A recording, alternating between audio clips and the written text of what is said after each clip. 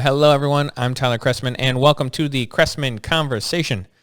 Today on the podcast, we are going to talk about this op-ed from the Wall Street Journal that came out early last week. Now, last week, Joseph Epstein wrote an op-ed, and it was called, "Is There a Doctor in the House? Not If You Need an MD," in which he argued that Jill Biden should stop calling herself Dr. Jill. Now, of course, this story generated a lot of controversy. He was called all sorts of names, and there were response pieces written that jumped down his throat because Epstein, he was mocking and condescending. He called her kiddo in the article. Can you believe it? They were calling him a sexist, bigot, homophobe, racist. They were calling him all the names. Now, why this is automatically sexist to say that Dr. Jill Biden should stop calling herself doctor, I have no idea. He's basically arguing in the piece that the standards for gaining doctorates outside of the hard sciences has gone incredibly downhill, and that honorary doctors further pervert the prestige of what it means to be a doctor. He lists quite a few men as examples here, including Stephen Colbert and Seth Meyers. He says that the fact that they have honorary doctorates means that the word doctor is becoming useless. But everyone just chose to ignore that. He lists a bunch of men in the article that he also says should definitely never call themselves doctor. But let's ignore that, because even though he uses men as an example, he's still super sexist for some reason. Now, this is a quote I stole from an article on slate.com. It's the second line of the piece that's responding to this Wall Street Journal article. And this is the quote. Quote, "The tone of the piece is all too familiar to women, especially black and brown women, across academia, who know what it feels like to be constantly questioned about their expertise from peers and strangers alike." End quote. So not only is Epstein sexist, but he's also apparently racist. Why they have to bring race into this when it is literally never mentioned in the Wall Street Journal, I have no idea. But apparently, not being called doctor is especially hard for black and brown women.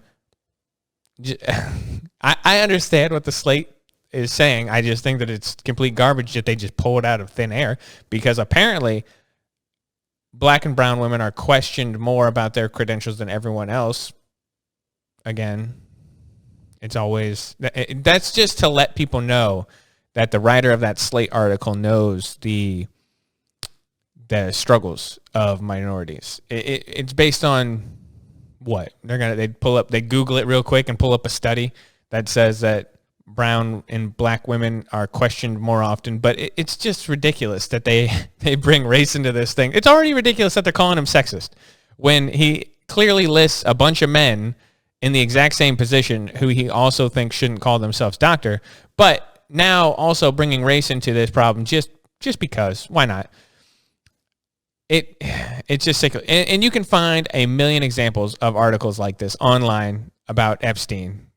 All of them critical, all of them calling him a sexist jerk. Just nonsense. And here's where I'll make my opinion on this very, very clear. Outside of medical doctors and those who have a PhD in the hard sciences, I'm not calling you doctor. The fact that you wasted a bunch of your time getting a doctorate in gender studies is your problem and not mine. I have respect for the title of doctor a little bit. I worked in the medical field long enough to know that there's a lot of doctors who are morons, but I have respect for the title. It takes a long time to get through medical school and a long time to be called doctor. And so I think that we should not be calling doctors to people who have no academic rigor whatsoever. And so I'm not going to call you doctor. It reminds me of, there's a list of logical fallacies. These are ways that you can recognize that you are arguing in a poor manner. And one of them is called argumentum ab octatoritate. And it's from the Latin. That means the appeal to authority. It has a couple different names. That's one of them. And what it is it means that if I make an argument about something and you say, well, do you have a degree in that thing? I'm arguing about gender studies. and someone says to me in response to my argument, well, do you have a degree in gender studies?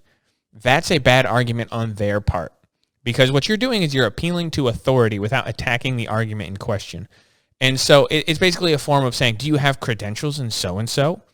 Now, here's the problem. The appeal to authority is a bad argument because we may not give the same level of authority to the same thing. So when you say, well, do you have a degree in gender studies? I don't think that that's a field worth having a degree in. So when you say, do you have a degree in this? No, I would never waste my time.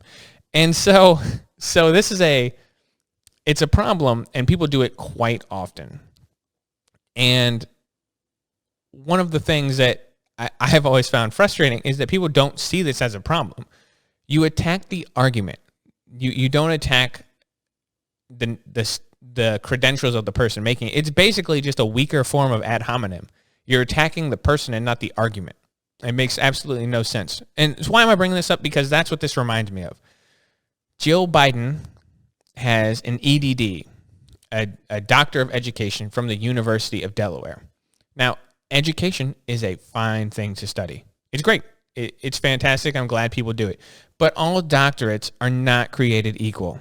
Her dissertation I downloaded it. It was called Student Retention at the Community College Level, Meeting Students' Needs. So I read it. I read about the first 10% of it, about the first 20 or so pages. And then I decided my time is entirely too valuable to read 137 pages on this topic, and I skimmed the rest.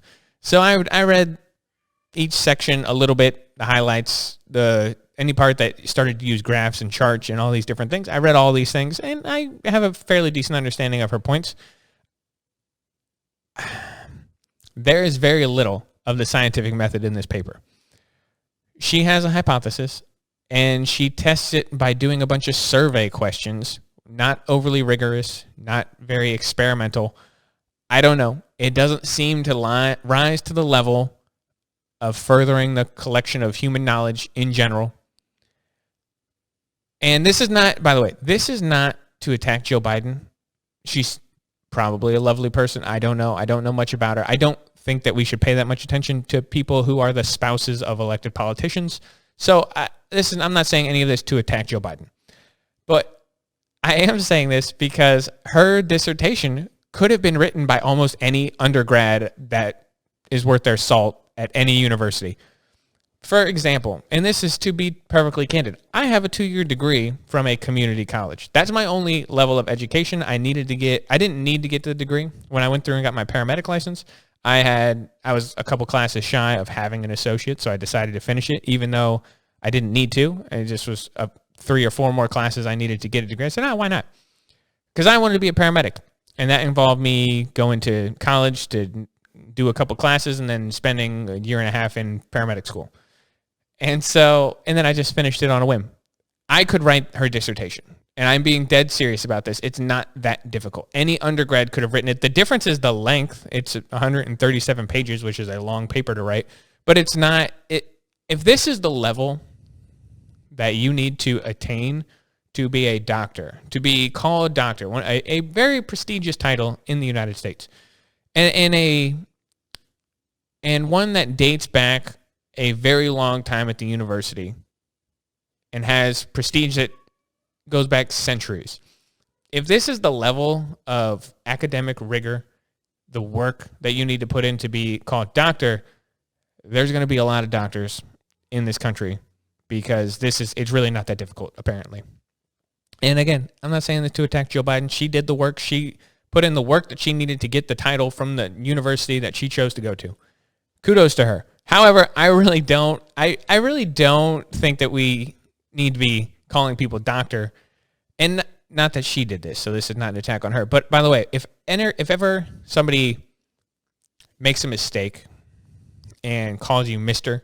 or Mrs., and you correct them by saying it's actually doctor, you're kind of a jerk. You're kind of an ass. I wouldn't recommend it. It's not that important. It's just a title.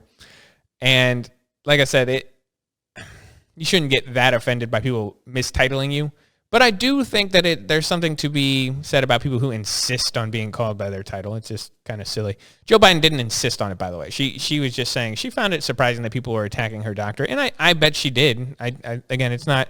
I don't think even that this article was necessarily an attack on her. It was more of an attack on the universities that hand out doctorates, honorary degrees, and doctorates like this one that aren't especially hard to obtain, like they're candy. That's what this article mostly was criticizing.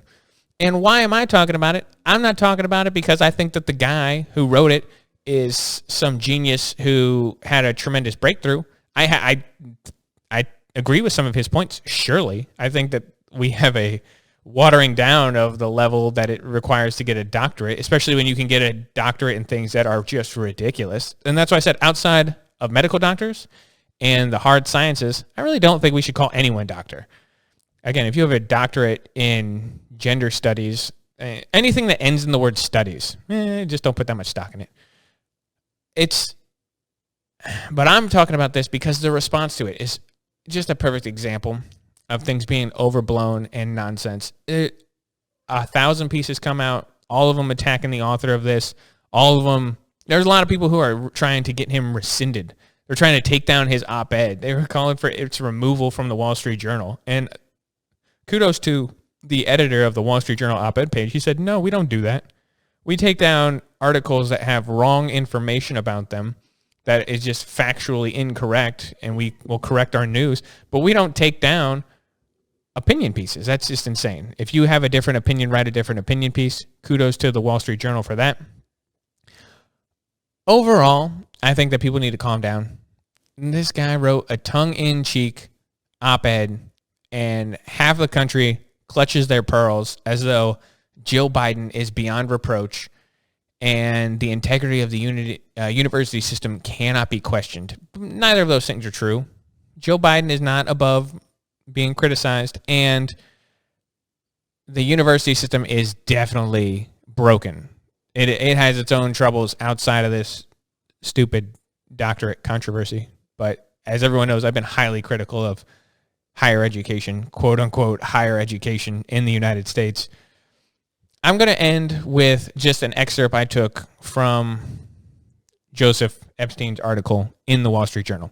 Here's the quote. Quote, "The PhD may once have held prestige, but that has been diminished by the erosion of seriousness and the relaxation of standards in the university education generally, at any rate, outside the sciences." End quote. 100% agree. Joseph Epstein nails it with that line. The university should do better. And if all it takes is a dissertation like the one Joe Biden wrote to get a doctorate, your degree doesn't mean much to me. So we're going to leave it there. I have a bunch of episodes planned coming up. There are a lot of topics that I would like to talk about. As always, if you have any questions, comments, concerns, either shoot me an email, leave me a comment on one of my videos on the YouTube channel. That's the best place to do it. Sometimes the Facebook group gets a little ridiculous in a good way. It's just a lot of comments to go through. But if you have a question, leave it on the YouTube channel or shoot me an email. Tyler@tylerchrestman.org is the best place to do that. And we're going to leave it there for the day. I'm Tyler Chrestman. I hope you have a fantastic day.